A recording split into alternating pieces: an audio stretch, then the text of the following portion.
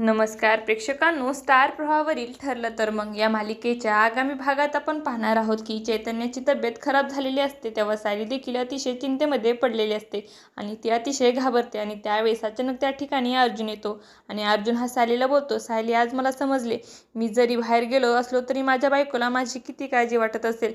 आज मला 6 काम केलं, मला वाटते की माझी बायको संकटामध्ये आहे आणि मी धावत आलो. आणि तेव्हा चैतन्य देखील आनंदित झालेला असतो आणि तेव्हा अर्जुन हा सायलीला बोलतो, आज प्रॉमिस डे आहे, मी प्रॉमिस डेच्या दिवशी तुला प्रॉमिस करतो की मी तुला एकटीला सोडून कुठेही कधीही जाणार नाही. त्यानंतर आपण पाहतो अर्जुन आणि सायली हे पोलीस स्टेशनमध्ये अस्मितावर झालेल्या हल्ल्याची तक्रार करण्यासाठी गेलेले असतात. आणि इन्स्पेक्टर विचारतो, तो आरोपीला तुम्ही पाहिलत का, तो कसा दिसायला होता. तेव्हा सायली बोलतो, आरोपी नव्हता तर एक महिला आरोपी होते. जर तिने मास्क घातलेला असला तरी तिच्या शरीरावर समजले की ती एक महिला होती. आणि ते सर्वजण मिळून CCTV फुटेज चेक करू लागतात.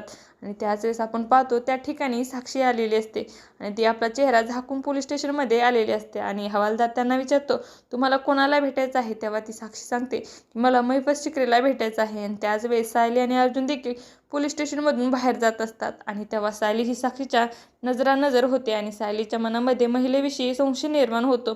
तर साक्षी मात्र अतिशय घाबरलेली असते. आता येणाऱ्या भागामध्ये सायली आणि अर्जुन साक्षीला ओळखणार का, हे पाहणं अतिशय रोचक ठरणार आहे. तुम्हाला जर आपला व्हिडिओ आवडला असेल तर चॅनलला लाईक, शेअर आणि सबस्क्राईब करायला विसरू नका. धन्यवाद.